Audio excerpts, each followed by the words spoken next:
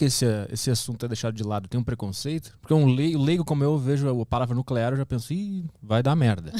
Vai explodir alguma coisa, o pessoal vai virar um hamster, vai crescer um braço. Por causa disso que é deixar de lado? Também isso. É um dos grandes fatores, e aí eu assumo um pouco a responsabilidade como uma representante do setor, desmistificar essa tecnologia. As pessoas não conhecem a tecnologia nuclear e realmente tem impressão baseado em algumas coisas que passaram, que viram desastres, enfim. Uhum. E aí não entendem e não sabem das outras aplicações. E o próprio setor tem que fazer um trabalho melhor em comunicar, em desmistificar. E é uma das coisas que a gente foca. Eu tenho projetos nesse sentido também, de comunicação científica, explicando o que é nuclear, porque o setor nuclear ele é uma coisa absurdamente grande. A gente trabalha com a parte de produção de energia, mas a gente trabalha com medicina, a gente trabalha com agricultura, a gente trabalha com outras indústrias, a gente trabalha com aplicações espaciais e toca a vida de todo mundo de uma maneira que as pessoas não conhecem. Eu, quando comecei a estudar, cada dia que passava eu ficava mais abismada com tanta aplicação que o setor nuclear tem, que nos ajuda, sabe? Que está na nossa vida, no nosso dia a dia, e a gente não tem noção. Onde, por exemplo, que tem engenharia nuclear?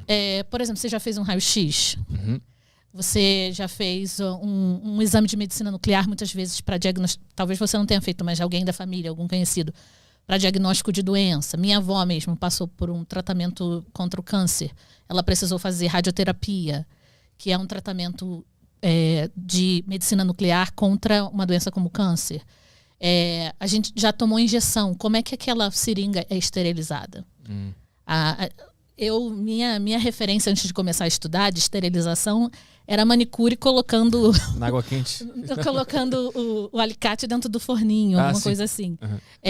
Antes de entrar na faculdade, quando eu pensava em esterilização, era calor, era alguma coisa assim, sabe? Quando você vai esterilizar a escova de dente, caiu, você põe na água quente. Uhum. Mas como é que você esteriliza plástico? Sabe? Então, uma das formas de esterilizar é irradiando. Então, muitos equipamentos médicos, borrachas, seringas, são levadas para grandes irradiadores e eles são submetidos à irradiação, né? Feixes de radiação, e com isso eles são esterilizados, mantêm sua composição e podem ser utilizados em hospitais, porque o enfermeiro não vai dar uma injeção com uma seringa que não tenha sido esterilizada, sabe? Uhum. Pode levar doenças em vez de curar. Né? Então, tudo isso a gente tem aplicações dentro do setor nuclear. Irradiação de alimentos, cara, isso é absurdo. Você aumenta o tempo de prateleira de alimentos, que significa você diminui o tempo de maturação, diminui a velocidade da maturação. Então, uma coisa que talvez estaria estragada em uma semana, dura um mês. E sem mudar nenhuma das propriedades nutritivas daquele alimento, e isso diminui o desperdício. Mas isso em frutas, por exemplo, se faz isso? Frutas. O Brasil não faz tanto, mas é muito comum nos Estados Unidos, por exemplo. É muito comum em outros países. Até para exportação. Imagina você colocar um monte de coisa dentro de um container e botar dentro do navio para ir para outro país. Uhum. Um percentual muito grande chega estragado. Né? Então, quando você irradia, você não altera nenhum dos nutrientes, você não altera nenhuma das propriedades, você só elimina aqueles micro-organismos que causam o amadurecimento mais rápido. Então, você consegue aumentar o tempo de prateleira, que a gente chama. Uhum. E aí, frutas que seriam descartadas porque que apodreceram rápido, a gente consegue diminuir o desperdício. E aí, no mundo onde tem muita gente passando fome, diminuir o desperdício de alimentos é algo muito importante, sabe? Fora que aumenta a exportação. O Brasil é um dos maiores exportadores de frutas do mundo. Sim, mas a pessoa que come essa fruta não acontece nada com ela? Não. Uma coisa que é irradiada, ela não se torna radioativa.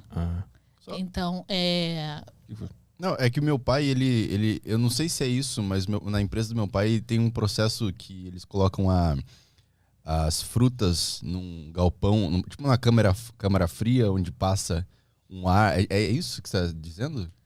Onde passa um ar? Passa um ar que ele tira o que seria o quente da fruta, não sei dizer. Não. Ele meio que retarda esse processo de amadurecimento. Não sei se seria isso que é feito na empresa do seu pai. O que acontece quando a gente irradia, geralmente vai até dentro das caixas mesmo. Acontece aqui no Rio de Janeiro, na Avenida Brasil, tem até um irradiador industrial que irradia muito equipamentos médicos. Não, eu acho que é outro processo. Vai dentro das caixas e passa como se fosse uma esteira dentro de um local que tem o equipamento que está emitindo uma radiação e sai dentro da caixa. Uma coisa que é irradiada, ela não se torna radioativa. Aquele processo de radiação ali nas frutas, no caso, só vai eliminar esses micro-organismos que causam o amadurecimento rápido daquele alimento. E aí você não muda nenhum das características nutritivas, não torna aquele elemento radioativo, então você consome. E honestamente, a gente já consome elementos radioativos. A banana é radioativa. É mesmo? A banana tem potássio 40, que é um elemento radioativo. E a gente consome normalmente. Mas ela tem naturalmente? Naturalmente. Ah, tá, entendi. Não foi o humano que botou. Ela tem naturalmente. Isso não tem problema nenhum? Nenhum. A radiação é natural. No Espírito Santo tem as praias de Areias Negras de Guarapari, se não me engano é seu nome. Elas são consideradas um dos locais do mundo com maior índice de radiação natural. Eles têm altos índices de radiação porque os elementos daquela areia são terras raras, eles emitem radiação. E é radiação natural, está na natureza. A radiação é natural. A gente pode aproveitar a radiação natural, a gente tem a radiação artificial, onde a gente se utiliza para determinados fins, mas a radiação está aqui, nós estamos sendo irradiados nesse momento. O Sol é um grande reator nuclear. Qual é a função da radiação natural? Por que existe isso na natureza? O que ela faz? São os próprios elementos da natureza. Eles são radioativos. Eles são elementos instáveis que, para se estabilizar, eles emitem radiação. É uma consequência dessa tentativa de se equilibrar. Isso. É isso? Mas aí ela causa alguma coisa no externo ou ela só existe? Não, ela só existe. O que causa consequências negativas da radiação seriam coisas em excesso, né? Como qualquer coisa em excesso pode se tornar perigoso. Então, o pessoal que trabalha no setor nuclear tem toda uma proteção radiológica, tem a área de proteção radiológica que a gente fala, que são os profissionais que controlam as dosagens. Mas você comer uma banana, você viajar, por exemplo, voar, você está exposto eu hoje vindo do Rio, estava exposto a mais radiação do que as pessoas que não estão voando. Porque quando você sai de uma camada, né, uma camada de proteção da Terra, você está mais acima, mais exposto aos raios cósmicos.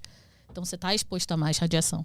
E existem tipos de radiação, né? A radiação que a gente trabalha em cima é a radiação ionizante, aquela que pode causar alguma alteração num átomo, enfim. E no caso do setor nuclear, a gente se aproveita dessa característica para coisas benéficas para a sociedade, sabe? E eu entendo que as pessoas tenham medo ainda e tenham algumas dúvidas, porque o que eu chamo, e muitas pessoas chamam foi o nosso pecado inicial, né? O desenvolvimento do setor nuclear, assim, da tecnologia nuclear, teve um boom muito grande com a bomba atômica. Foi algo que foi uma corrida, né, para a bomba, e isso trouxe às pessoas uma visão negativa com relação à tecnologia. Mas desde a década de 50 há todo um movimento de átomos para a paz, que foi quando começou o desenvolvimento dos reatores comerciais, dos reatores nucleares comerciais.